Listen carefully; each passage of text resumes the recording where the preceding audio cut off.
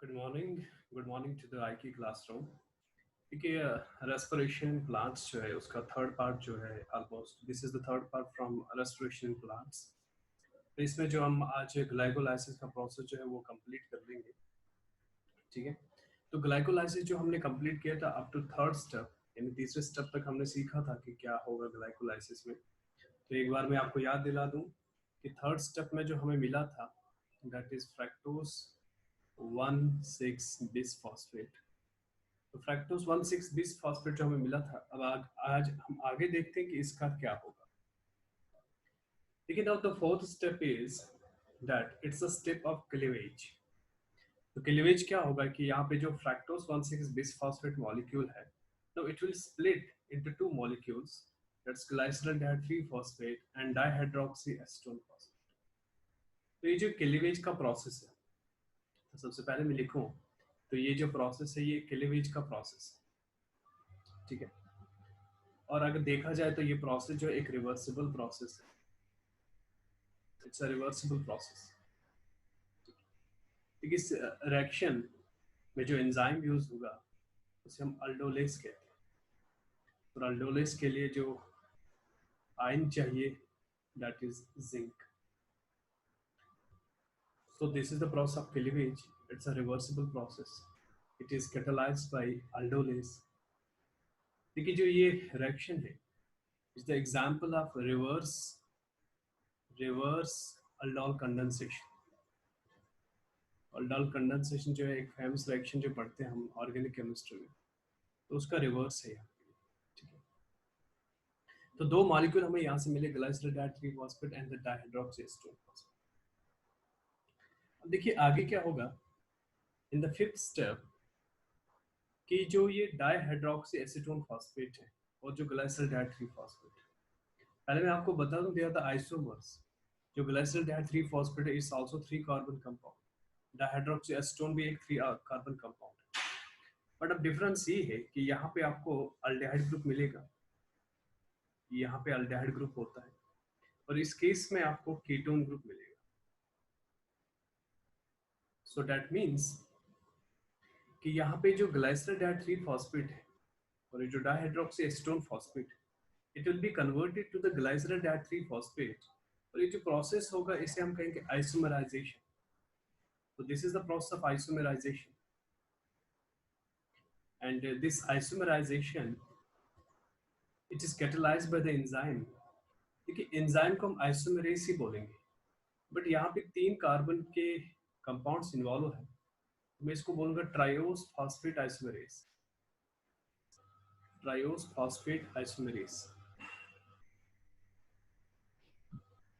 So this enzyme will convert the dihydroxyacetone phosphate into glycerol diphosphate.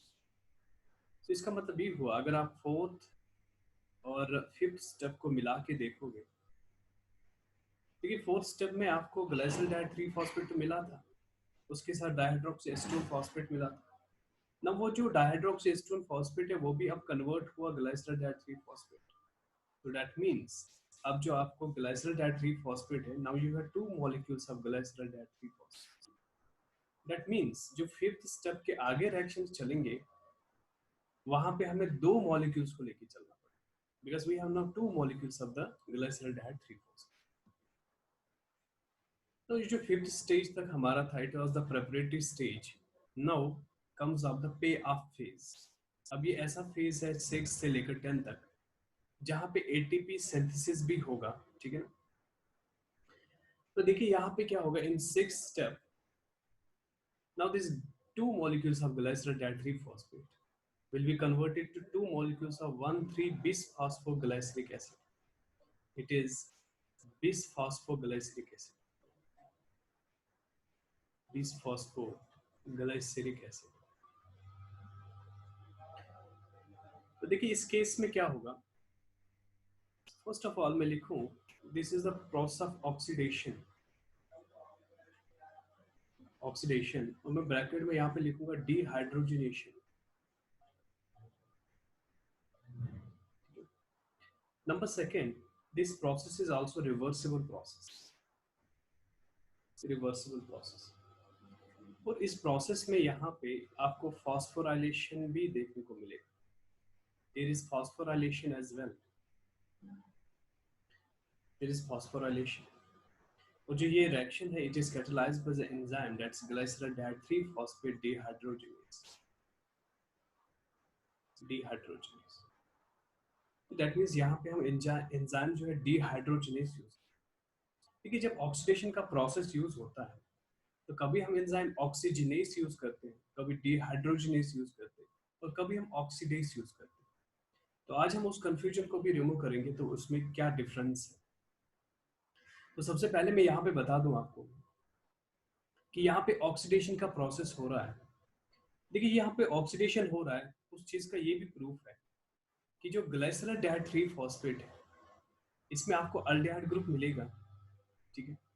और जो 20 phosphoglyceric acid यानी acid group है, तो जब अल्डिहाइड ग्रुप एसिड ग्रुप में कन्वर्ट होता है, तो this is by the process of oxidation. तो दैट मीन्स अगर यहाँ पे प्रोसेस ऑफ ऑक्सीडेशन होगा, देखिए ऑक्सीडेशन का जो प्रोसेस है that is loss of electrons, और in other words we can say gain of oxygen. तो जब किसी चीज में ऑक्सीजन ऐड होता है या इलेक्ट्रॉन्स लॉस होते हैं, तो हम उस चीज को ऑक्सीडेशन बोलते हैं. तो दैट मीन्स अगर ग्लाइसरॉल्डिहाइड 3 फॉस्फेट ऑक्सीडाइज हुआ, तो दैट मीन्स इसने इलेक्ट्रॉन्स लॉस किए होंगे. तो जब इसने इलेक्ट्रॉन्स लॉस किए होंगे, तो यहाँ पे कोई तो होना चाहिए जो इलेक्ट्रॉन्स को एक्सेप्ट करे. तो जो यहाँ पे इन इलेक्ट्रॉन्स को एक्सेप्ट करता है दैट्स NAD पॉजिटिव. ये NAD पॉजिटिव इन इलेक्ट्रॉन्स को एक्सेप्ट कर लेगा. और यहाँ पे देख लीजिए आप, ऑक्सीडेशन के साथ साथ क्रॉस होता है रिडक्शन का. अगर ऑक्सीडेशन का मतलब है लॉस ऑफ इलेक्ट्रॉन, तो रिडक्शन का मतलब है gain of electron. Gain of electron. Glyceraldehyde 3 phosphate ने इलेक्ट्रॉन लॉस किया, तो वो ऑक्सीडाइज हुआ. और NAD पॉजिटिव ने इलेक्ट्रॉन को एक्सेप्ट किया, तो वो रिड्यूस होगा.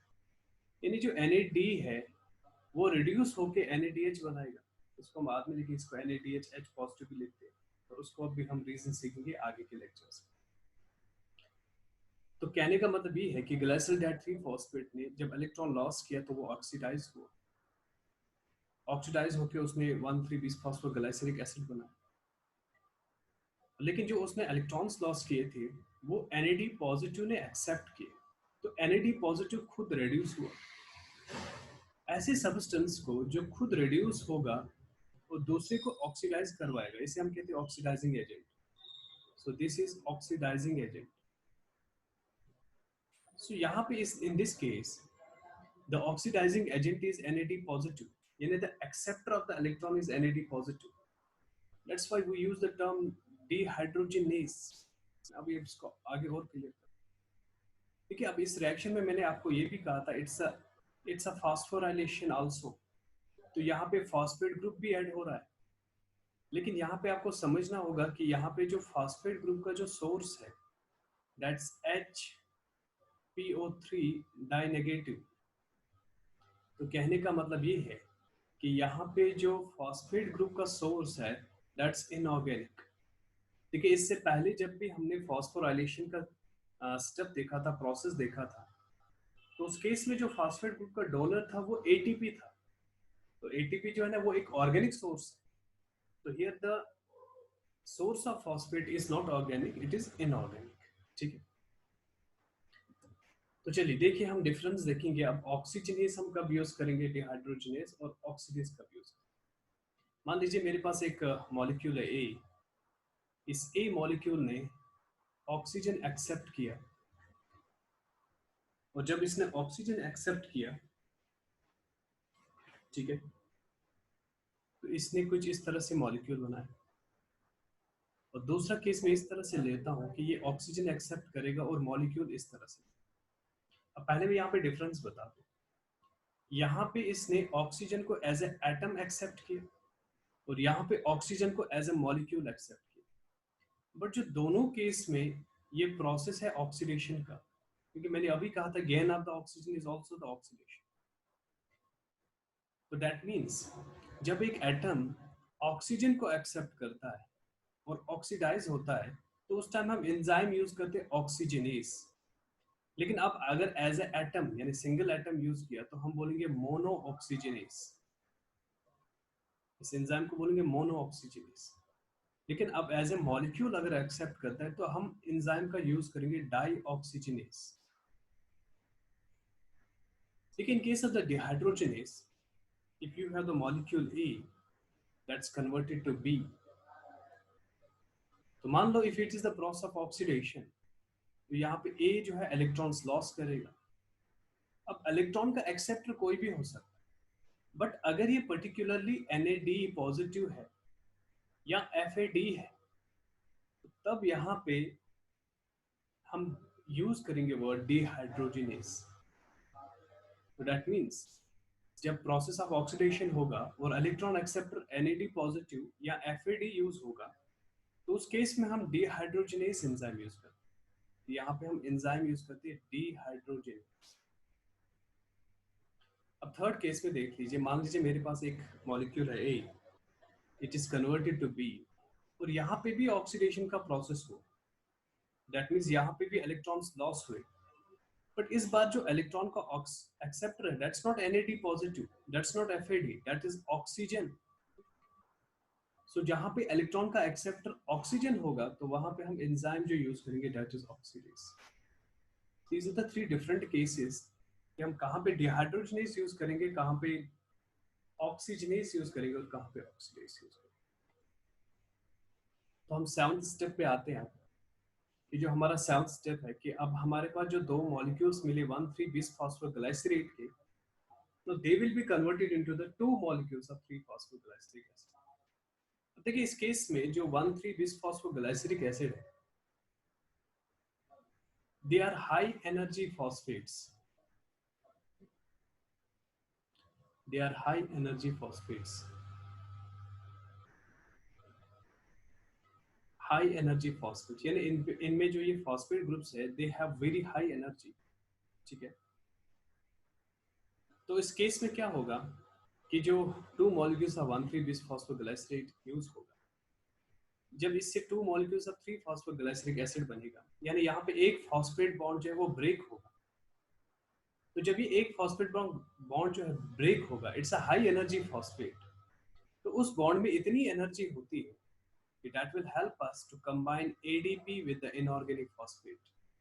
यानी उस एनर्जी, वो एनर्जी इतनी ज़्यादा होती है कि वो ADP और इनऑर्गेनिक फॉस्फेट को कंबाइन करने में हेल्प करेगी, और जब ये कंबाइन होंगे तो हमें ATP मिलेगा। बट सिंस यहाँ पे दो मॉलिक्यूल है, इसलिए हम दो मॉलिक्यूल ADP के भी लेंगे और दो मॉलिक्यूल ATP। तो दैट मीन्स इस स्टेप में सबसे पहले जो ये स्टेप है, इस स्टेप में क्या हुआ, इस स्टेप में यहाँ पे हुआ सबस्ट्रेट लेवल फॉस्फोराइलेशन, यानी एटीपी का फॉर्मेशन हुआ फ्रॉम अ सबस्ट्रेट। ठीक है, तो यहाँ पे जो एंजाइम यूज होता है that's called as a phosphoglycerate kinase, phosphoglycerate kinase enzyme यहाँ पे यूज होता है। ये जो प्रोसेस है इट्स अगेन रिवर्सिबल प्रोसेस। वैसे तो ग्लाइकोलाइसिस में अगर हम देखें तो तीन ही प्रोसेस रिवर्सिबल है, तो बाकी सारी प्रोसेस जो है रिवर्सिबल। तो this is the first substrate level phosphorylation, जहाँ पे कितने एटीपी सिंथेसाइज हुए, 2 एटीपी मॉलिक्यूल्स। ठीक है, अब देखिए, अब मैंने यहाँ पे टर्म यूज किया था सबस्ट्रेट लेवल फॉस्फोराइलेशन, और सबस्ट्रेट लेवल फॉस्फोराइलेशन में मैंने कहा जैसे ये ए रिएक्टेंट है, बी प्रोडक्ट है, जब यहाँ पे डेल्टा जी का वैल्यू बहुत ज्यादा होगा, यानी इसकी एनर्जी बहुत ज्यादा है रिएक्टेंट की, तो उस केस में क्या होगा कि यहाँ पे इतनी एनर्जी रिलीज होगी that will be sufficient to combine ADP with the inorganic phosphate to form ATP। तो इस चीज को हम बोलते हैं सबस्ट्रेट लेवल फॉस्फोराइलेशन। दूसरा होता है ऑक्सीडेटिव फॉस्फोराइलेशन। ऑक्सीडेटिव फॉस्फोराइलेशन में क्या होगा कि मान लीजिए मेरे पास NaDH है, अब NaDH के पास बहुत सारे इलेक्ट्रॉन्स हैं, ये इलेक्ट्रॉन जो है ना डोनेट करेगा, यानी ये इसके इलेक्ट्रॉन जो है they will move into the ETC electron transport chain. तो उस मोमेंट की टाइम जो है ना lot of energy will be released, so that energy will be used to combine ADP plus inorganic phosphate and we will get ATP। तो NADH से भी हमें ATP मिलेगा, बट इस फॉस्फोराइलेशन को हम बोलते हैं oxidative phosphorylation. We use the term oxidative phosphorylation. तो द सेकंड इज कि अगर आपके पास ADP है, वो इनऑर्गेनिक फॉस्फेट से कंबाइन होगा, और यहाँ पे अगर light as a source of energy use किया जाएगा और आपको ATP मिलेगा, तो इसे हम कहते हैं फोटो फॉस्फोराइलेशन। इसे हम कहेंगे फोटो फॉस्फोराइलेशन। ठीक है, तो तीन चीजें हैं, one is the substrate level phosphorylation, oxidative phosphorylation and the photo phosphorylation. इन तीनों में से जो एक प्रोसेस है, that is this the process of oxidative phosphorylation, जहां पे ATC का इन्वॉल्वमेंट होगा। ठीक है, ठीक है, अब हम 8th स्टेप पे आते हैं। तो 8th स्टेप जो है, यहाँ पे अगर आप देखोगे, 2 molecules of 3 phosphoglyceric acid will give 2 molecules of 2 phosphoglyceric acid. इसका मतलब ये हुआ कि जो फॉस्फेट थर्ड ग्रुप पे था, अब वो सेकंड ग्रुप पे आ गए। That means this process is simply a phosphoryl shift. It is a phosphoryl shift. यानी फॉस्फेट ग्रुप जो है वो शिफ्ट हुआ from one carbon to other carbon. तो इसमें जो एंजाइम यूज होगा, दैट इज म्यूटेस। तो यहाँ पे म्यूटेस का एंजाइम यूज होगा। तो जो प्रोसेस है, ये एक रिवर्सिबल प्रोसेस है। ठीक है, तो in the 9th step, what will happen? These two molecules of 2 phosphoglyceric acid will now be converted into the phosphoenol pyruvate। और ये इस प्रोसेस में क्या होगा, water will be released, a water molecule will be released, so that means this is the process of dehydration, there is a loss of water। ठीक है, और जो ये प्रोसेस है, it is catalyzed by the enzyme that's called as the enolase। और enolase के लिए magnesium जो है ना रिक्वायर्ड होता है फॉर प्रॉपर फंक्शन। ठीक है, तो इस केस में आप याद रखना, जो फ्लोराइड है, that is the inhibitor of the enzyme enolase। तो फ्लोराइड जो है ना, that targets the enolase। तो अब हमें फास्फोइनॉल पायरुवेट मिला। Now this will lead to the last step of the glycolysis, कि जो ये दो मॉलिक्यूल्स ऑफ फास्फोइनॉल पायरुवेट है, याद रखना, it is again the high energy phosphate, high energy compound है ये। ठीक है, तो यहाँ पे क्या होगा, again there is substrate level phosphorylation. तो यहाँ पे भी दो ADP मॉलिक्यूल हमें देंगे, दो ATP मॉलिक्यूल्स। ठीक है, और यहाँ पे हमें जो एंड प्रोडक्ट है, दैट इज 2 पायरुवेट मॉलिक्यूल्स। तो ये जो प्रोसेस है, ये जो प्रोसेस है, it is a irreversible process. जैसे एरो भी मैंने दिखा है, तो ये एक इरिवर्सिबल प्रोसेस है। और इस इरिवर्सिबल प्रोसेस में यहाँ पे सबस्ट्रेट लेवल फॉस्फोराइलेशन हुआ और 2 ATP मॉलिक्यूल्स सिंथेसाइज। और यहाँ पे जो एंजाइम यूज होगा, उसे हम कहते हैं पायरुवेट काइनेज। और जो ये एंजाइम है, it's a allosteric enzyme. Allosteric enzyme जो मैंने आपको समझाया था, तो दैट मींस इस एलोस्टेरिक एंजाइम का एक सबस्ट्रेट के लिए साइट होगी और दूसरी होगी मॉड्यूलेटर के लिए। और मॉड्यूलेटर इसके लिए पॉजिटिव भी होगा और नेगेटिव भी होगा। देखिए, इस एंजाइम की फंक्शनिंग के लिए जो आयंस की जरूरत पड़ेगी, दैट्स मैग्नीशियम और मैग्नीज और पोटेशियम। ठीक है, अब जैसे मैंने कहा, it's an allosteric enzyme. Let's see इसका पॉजिटिव मॉड्यूलेटर कौन है और नेगेटिव मॉड्यूलेटर। जैसे मैं ये डायग्राम यहाँ पे बना चुका हूँ, this is the pyruvate kinase. तो इसमें जो fructose 1,6 bisphosphate, it acts as the positive modulator, and AMP it also acts as the positive modulator। अगर नेगेटिव मॉड्यूलेटर की बात करें, तो ATP है, एसिटाइल CoA और एलानीन। अब नेगेटिव मॉड्यूलेटर का मतलब है, ये जो चीज़ें हैं, ये जो कंपाउंड्स मॉलिक्यूल्स है, ये इसको इनहिबिट करेंगे, और जो पॉजिटिव मॉड्यूलेटर है वो इसको स्टिमुलेट करेंगे। ठीक है, सो these were the all the 10 steps of the glycolysis। तो इसके साथ हमारा ग्लाइकोलाइसिस प्रोसेस जो है कंप्लीट हो जाता है। ठीक है, तो अब अगर हम ग्लाइकोलाइसिस को ओवरऑल प्रोसेस देखें कि क्या हुआ। देखिए, हमने एक ग्लूकोज मॉलिक्यूल से स्टार्ट किया, और बीच में जो यूटिलाइज हुआ वो मैं देखेंगे, दो NADH मॉलिक्यूल यूज हुए। इसके लिए हमें बैक स्टेप जाना पड़ेगा। देखिए यहाँ पे जो हमने NADH यूज किया था, सिंस यहाँ पे 2 मॉलिक्यूल है तो इसलिए 2 मॉलिक्यूल हम यूज करें, ठीक है। तो 2 NAD पॉजिटिव हमारे यूज हुए थे इसमें, 2 NAD पॉजिटिव जो यूज हुए, और क्या हुआ, और 2 ATP मॉलिक्यूल हमने यूज किए। इसके साथ यहाँ पे एक इनऑर्गेनिक फॉस्फेट HPO3 डाइनेगेटिव भी यूज हुआ, और जो हमारा रिजल्ट हुआ that is 2 pyruvate molecules plus 4 ATP molecules plus 2 NADH molecules. That means अगर मैं यहाँ पे नेट ATP की बात करूँ, फिलहाल अगर मैं नेट ATP की बात करूँ यहाँ पे, तो यहाँ पे 4 ATP सिंथेसाइज हुए और 2 ATP यूज हुए, तो that means net ATP formation जो है यहाँ पे that is 2 ATP। But remember this is in case of the aerobic condition. मैं अभी आगे बता दूं कि यहाँ पे मैंने लिखा फेट ऑफ NADH। जो यहाँ पे NADH हमें मिला कुछ नहीं, उसका क्या होगा, देखिए NADH का फेट जो है ना वो डिसाइड करेगा प्रेजेंस और absence of oxygen. If there is presence of oxygen यानी एरोबिक ग्लाइकोलाइसिस हो रहा है, प्रेजेंस ऑफ ऑक्सीजन, तो उस केस में क्या होगा, जो NADH है it will undergo oxidative phosphorylation.